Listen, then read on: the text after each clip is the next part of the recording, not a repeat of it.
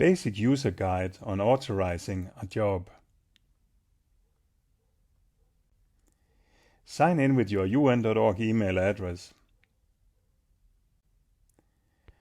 On the Authorizer user side of the system, when submitter clicks Submit button to send the request for authorization, the Authorizer will receive a notification.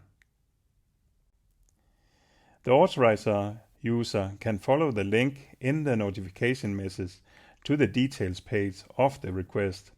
The request is in the status of authorization requested, and there is an authorization button for the Authorizer to use.